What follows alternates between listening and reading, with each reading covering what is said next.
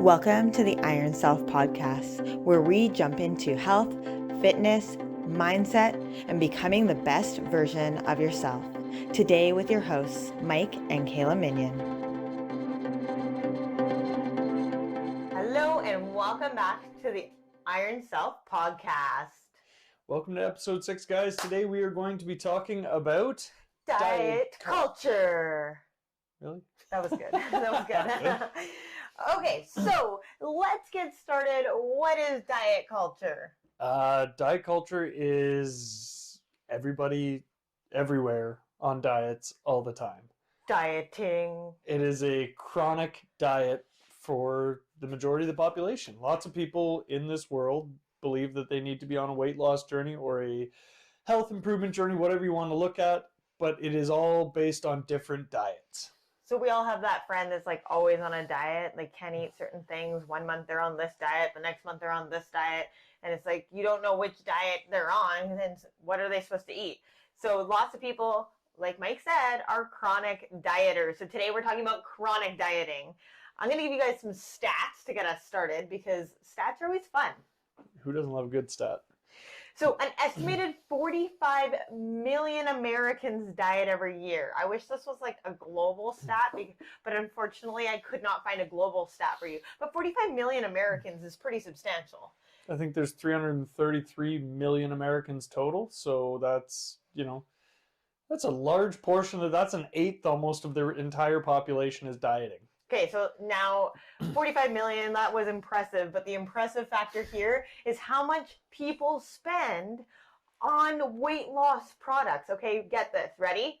If you have a weight loss product, you might want to get it launched onto the market here right away because it is a whopping $33 billion that people are spending on weight loss products. Okay, so 45 million Americans are dieting.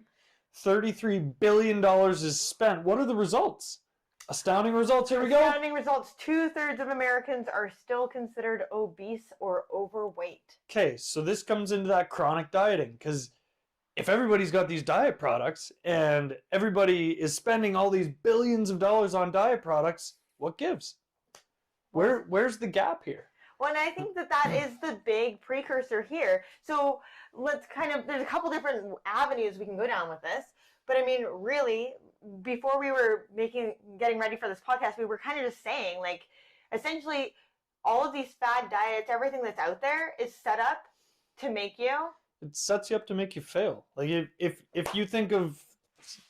Take a diet. Take the Dr. Bernstein diet, for example. Super low calories. You get vitamin B injections, so it's supposed to increase your metabolism while you're on this thing. But the problem is it doesn't teach you anything. It tells you need to eat in this crazy calorie restriction. You need to get these shots that are going to increase your metabolism, but it doesn't teach you how to eat. It doesn't teach you what healthy foods are. In fact, it does the opposite, and it tells you need to eat less of everything, which couldn't be further from the truth. I mean, yes, they do have a maintenance plan once you've hit your weight loss and they are supposed to teach you things. But the problem with a lot of these fad diets or what I'm going to call diet businesses is really that they are not really teaching you how to change those habits and they're not setting you up for that long-term success.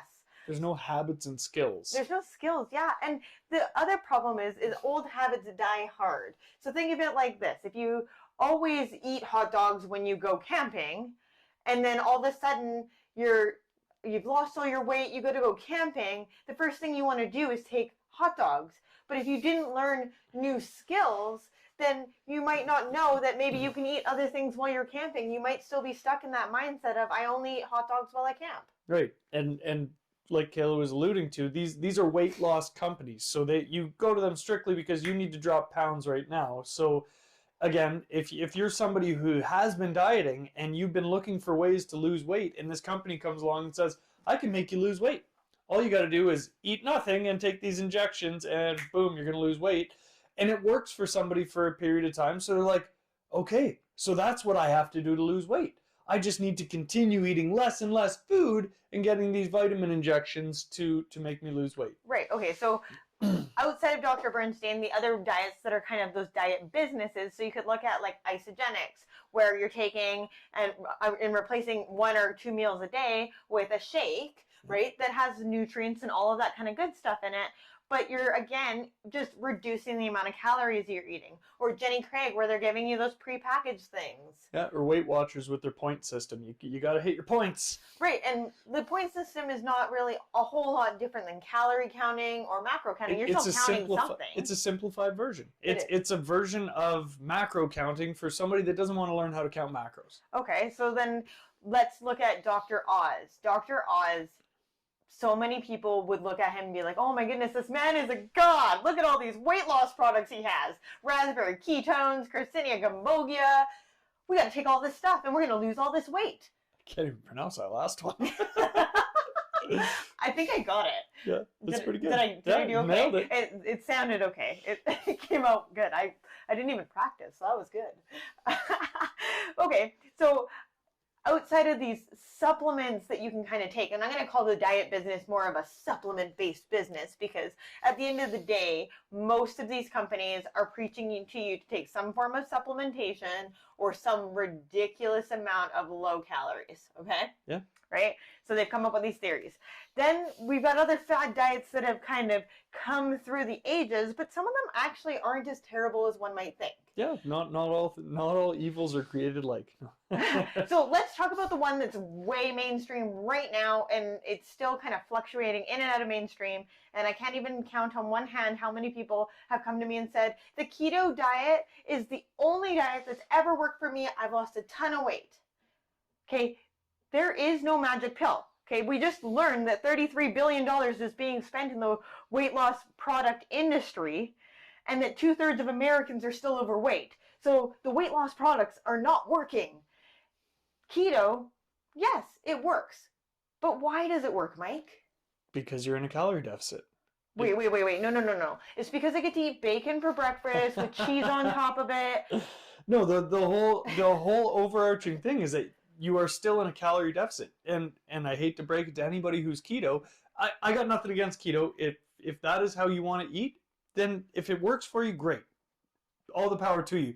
But it's not a magic pill. You are still in a calorie deficit. The exact same thing can be done on a whole food diet where you have carbs and proteins and healthy fats still in your diet. Healthy fats still in your diet.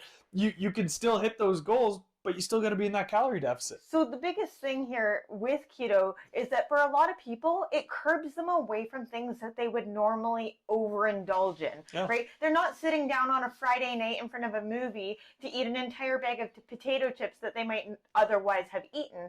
They're usually tending to maybe gauge for some nuts or seeds, something that's more of a whole food based. I mean, nobody's sitting down with a plate of bacon because at the end of the day, like you said, you've got to maintain that calorie deficit. You've got to be in a calorie deficit to lose weight. And a traditional keto, if you're going into ketosis, you're looking at 70% of your diet coming from fat, 20% from protein, and 10% from carbs. And then it gets all complicated because with carbs, you got to do your net carbs and it blah, blah, blah, blah. But any diet that tells me that I can't eat a tomato and be over, I mean, I love tomatoes. I think most people. Well, I tried the keto diet, so I'm definitely not knocking it, because I always feel like I need to be able to like try something and be able to give my expertise on it. But I found that I had a really hard time just getting the amount of fat that I was supposed to eat. I mean, by the end of the day, I was like taking shots of olive oil just to get it down because the walnuts and the almonds that I had too many carbohydrates in them. Well, and for me, coming from a strictly performance standpoint, if you don't hit that ketosis, then your energy stores are going to be shot anyways, and then you're going to not be feeling great, and you're going to wonder why, and they're like, oh, that's just the keto flu. No, that's because you have no available energy source, because your body doesn't have those carbs in it, which are what you normally draw on for energy, so it's starting to metabolize. And part of that could be also due to an electrolyte imbalance as you switch over from carbohydrates to ketosis. 100%. So there is that little bit of a switchover mechanism that does take place. But I mean, if it's a diet that you can stick to, you can maintain ketosis, definitely not a bad thing because it's going to help you usually gauged more of that whole food base. You're going to eat more lean proteins. You're going to be eating more nuts and seeds. This is if you're doing it properly. Now, there's so many people that say that they go on a keto diet that don't do it properly, and they're just eating highly processed garbage food and saying that they're on a keto diet. Yeah. So, I mean, 6 to half of one, dozen of another, but for most people, it usually causes you to curb the otherwise foods that you would otherwise overindulge in. Now, let's look at the zone diet. Now, the zone diet was really popular in the 90s. If you were a 90s kid, you might remember it. You guys remember the zone diet? Still don't remember the zone diet. Don't? Okay. I can honestly say I didn't look at dieting. If I saw food when I was younger, I ate it because I love food. Maybe it's a female thing, It's and we look at body diet. image. You see food, you eat it. Females, I feel like we look at body image and we're like, oh, okay, especially at like a young age, we're told we're supposed to look a certain way. So anyways, I started researching dieting when I was in my teens. So zone diet, 30% protein, 40% carbohydrates, 30% fat, nothing wrong there. They look at only low glycemic index carbohydrates. No refined sugars. No refined sugars, no starchy carbohydrates. So that's where I like, I'm going to draw the line there. Yeah, if I can't have potatoes and peas and corn, that's a bad day. I know, well, you're Irish. Those are like your staple things. Without those, life ceased to exist. So, I mean, as much as they're preaching no refined foods, no sugars, that's great. You're eating 5 times a day. They use like what they call the hand rule. So you're eating 5 times a day. You have 5 fingers to remind you of that. Portion sizes for your hand. Portion sizes for your hand, and you don't go more than 5 hours without food. I mean, that's a really handy way of remembering. Okay, that was good. I didn't even she planned it. She has it written down. No. No, I don't. Must incorporate handy. Then we've got the Mediterranean diet. So the Mediterranean diet was almost like a spin-off of the zone diet, but they really took like your traditional Mediterranean style foods. So think of like Italy and all of those. Pastas. Well, but that's the thing, is that they're not eating pasta in the Mediterranean diet. The idea of it is no refined foods. Again, so very much like the zone diet, but they're not giving you ratios for where your calories should be coming from. They're saying don't completely eliminate, but limit red meat. Eat primarily fish, vegetables, and beans, and omega-3 rich foods, which I guess is your fish at the end of the day, because it comes from the algae. And then really just making sure that you're getting enough whole foods, vegetables, all of that kind of stuff. So, and lots of olive oil is kind of what they preach. That is the #1 oil that they definitely tell you to use, is loads of olive oil. Olive oil is great as long as you get actual olive oil. If you get the stuff that's been sitting on the shelf for the last God knows how many years, and it's just like the olive oil you get in the cupboard that's that nice yellow color instead of the nice deep rich green olive oil, it's there's a world of difference there. There is, yeah. So those are a couple of like the more what I'm going to call fad style diets. But at the end of the day, what is the best diet? The best diet, in my eyes, would be something that you can stick to, because the reality is a lot of people that go on keto diets or that go on Bernstein's or Jenny Craig or Weight Watchers or whatever it be, if it isn't a sustainable diet, if it isn't something that you can incorporate into your everyday life, then it's just going to set you back in the long run, because you're going to do it for a while and then you're going to binge back to absolute garbage. Well, I shouldn't say absolute garbage, but you're going to go back to however you were eating before if it isn't something that is sustainable. So small changes to eat healthier would be the best diet. Yeah, and I mean, like Mike said, the biggest thing here is something that you can stick to in your everyday life. You don't want to be constantly in and out, in and out, in and out. You don't want to be that person that like is one day eating this and not the next day not eating this, and you hear something on the radio and you think it's the best thing in the world and I should totally try this. Like, it's just so overwhelming. There's so much information out there, and how do we as average people weed through all of the diet culture and information? Because you can literally find anything that you're looking for on the internet. So if you want to find out if omega-3s are bad for you and you type in are omega-3s bad for you, you're going to get literally both sides of the coin. If you're wanting to know, should I eat a high protein diet, you're going to get both sides of the coin. The thing here is eat whole foods, eat in moderation, And pay attention to your hunger and satiety cues. And that is one of the biggest things, is that most people have no idea whether they're hungry or satiated or thirsty, or it's mental, right? Like if you've had a long day and you're exhausted and it was super stressful and you grab for your chocolate or your bag of chips, it's probably mental. Yeah. Well, and the same thing goes for boredom. Like so many people, when they get bored, just reach for something to eat because it occupies their time. Yeah, or I mean, some people also use it as a way to cope with a previous addiction or habit that they had had. That's Mike and mints, if you're wondering. I used to smoke cigarettes, super unhealthy for me, so I switched to mints. Well, you switched to chips first. Yeah. It was chips first, and then we got it from chips to mints, and I don't know that either one is very great. But mints are much more delicious. But I will say that they are both healthier than cigarettes. So I feel like we're winning a little bit. We'll slowly gauge them, you know. We'll just start throwing broccoli in your car center console Still or something. won't work. So at the end of the day, best diet is the one that you can stick to. 90% of people that diet spend their whole time gaining and losing the same 10 pounds throughout their life. Yeah. Like, if it's 10 pounds, at the end of the day, nobody can tell if you're 10 pounds more or less. I mean, realistically, if I lost 10 pounds, you'd be like, okay, she looks kind of different, but you wouldn't be like, wow, she lost 10 pounds. Does that make sense? Yeah. Like, and the same thing could be said in the opposite direction. Is if I put on 10 pounds, you'd be like, okay, she looks a little bit different, but you wouldn't be like, wow, whoa, you know, like she put on 10 pounds. Like, it's just not mind-blowing. At the end of the day, 5 to 10 pounds, yeah, like you said, it's not earth-shattering. It's not going to be one of those huge differences where it went from, holy crap, she's super thin to she's not so thin anymore, or the exact opposite way. It's going to be a moderate difference that majority of people that see you every day probably won't even notice. And I don't think that 5 to 10 pounds at the end of the day is going to help with many health markers. No.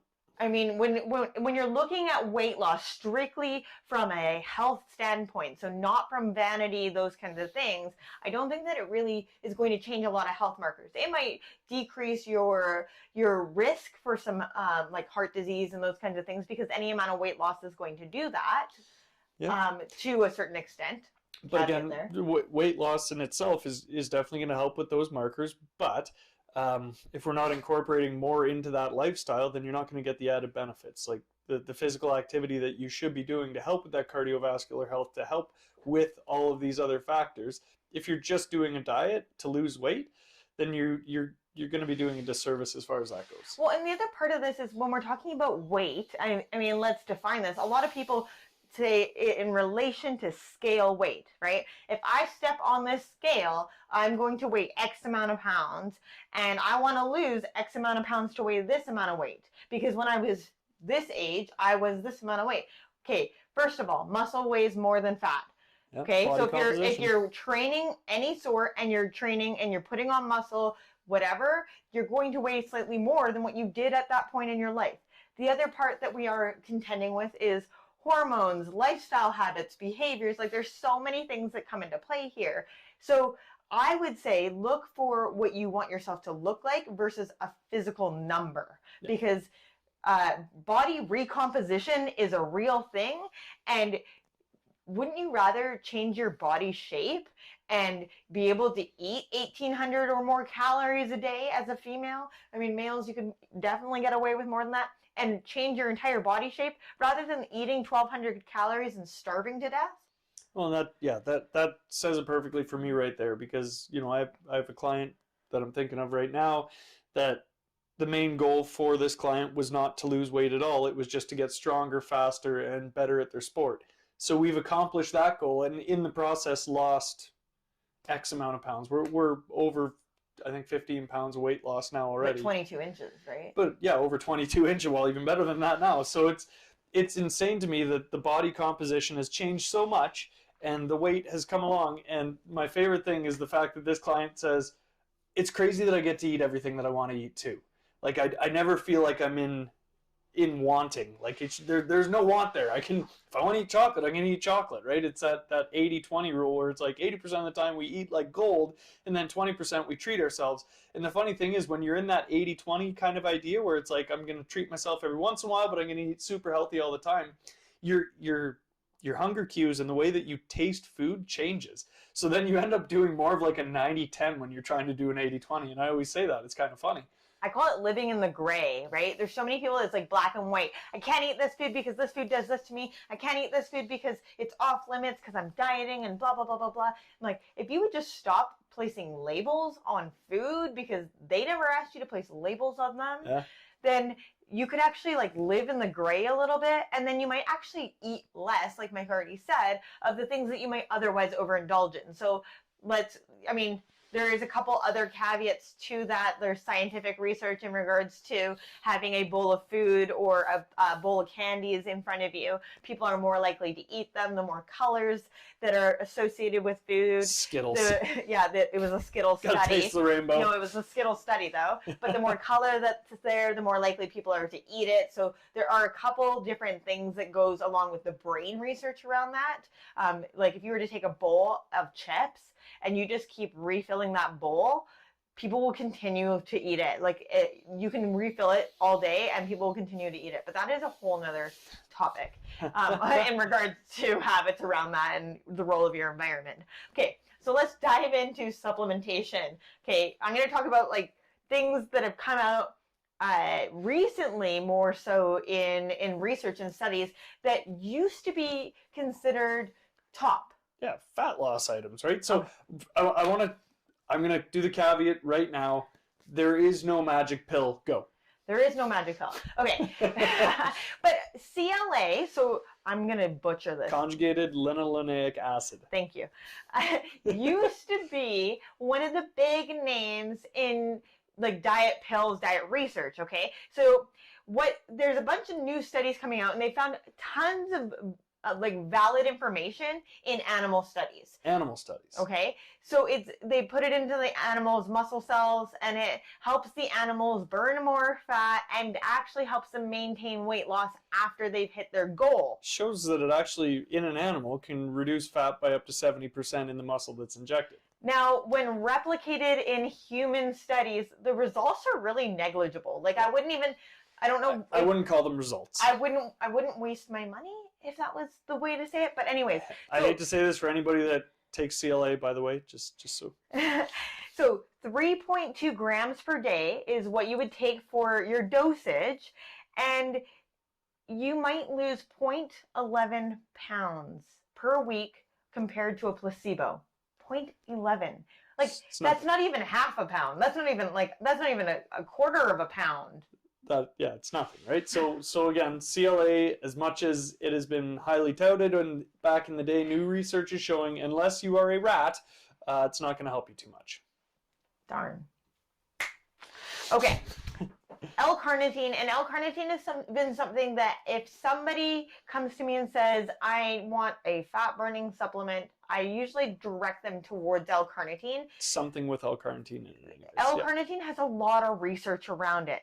But again, at the end of the day, we're talking supplementation on top of a good diet and exercise routine. Yeah. Okay? It's a supplement. It's something that we add in.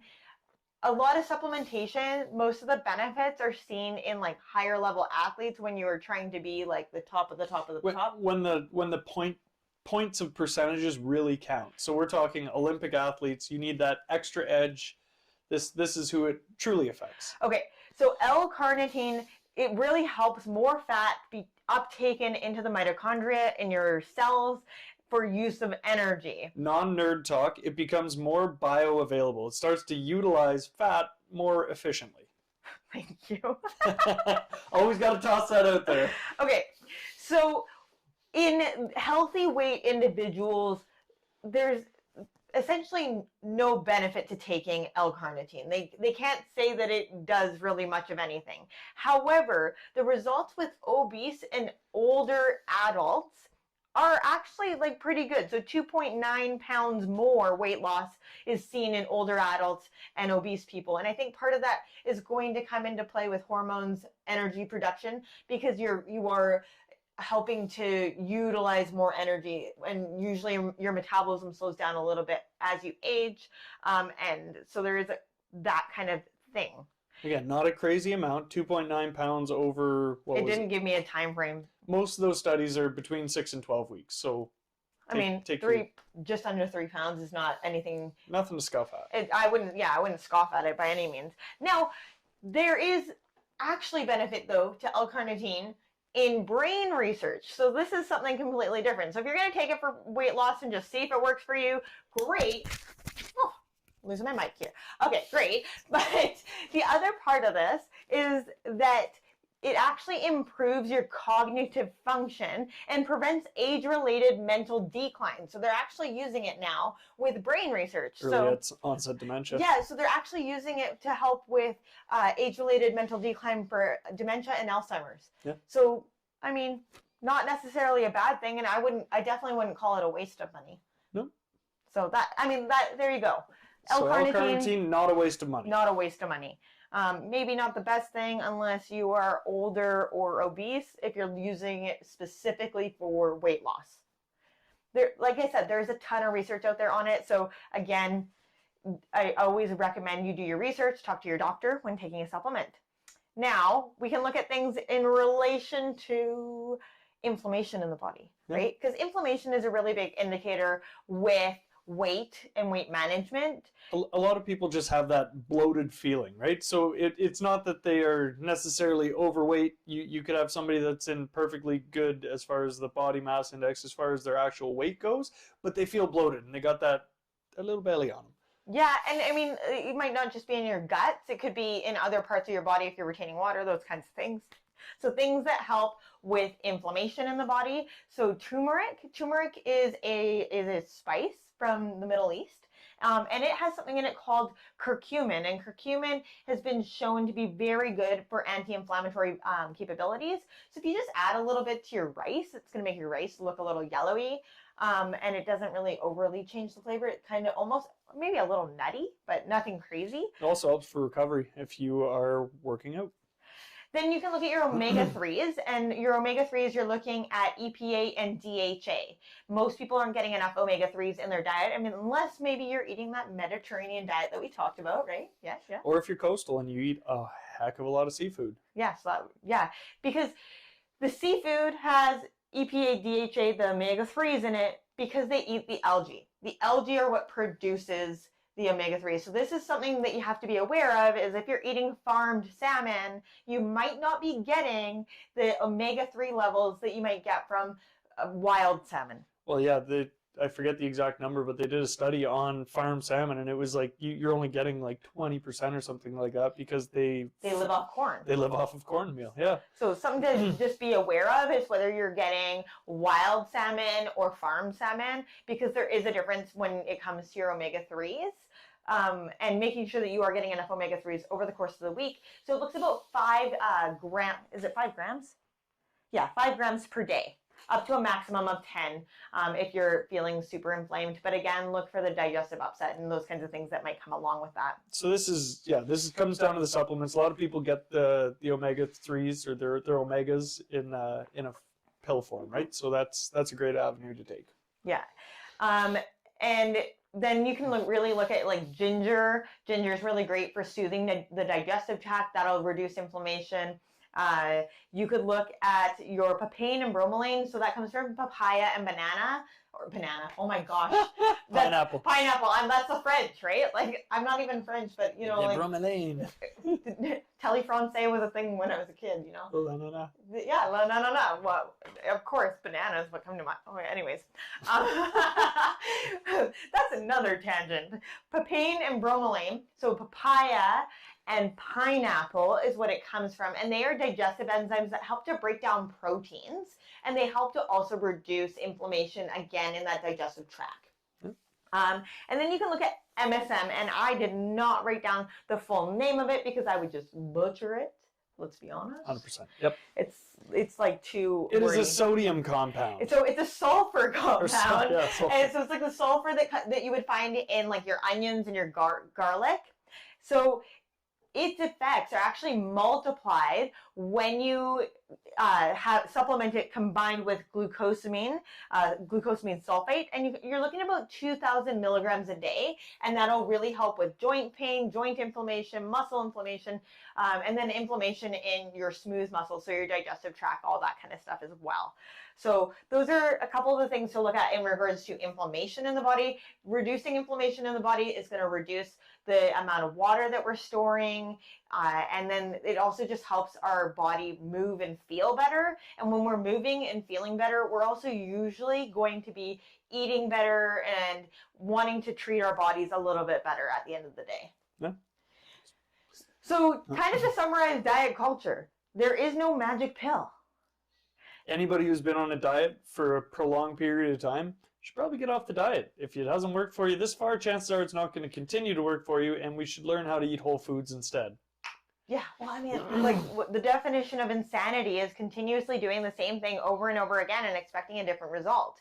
And what worked for you when you were 20 may not work for you when you're 40. That's especially true in women because of the hormonal differences. So just be aware of what you're doing and be your own scientist is my best piece of advice when it comes to dieting and diet culture. If it works for you, great. If it's something that's maintainable, if it's going to help you get the right nutrients, promote whole foods, all of those kinds of things, that would really be the avenue that I would gear you towards.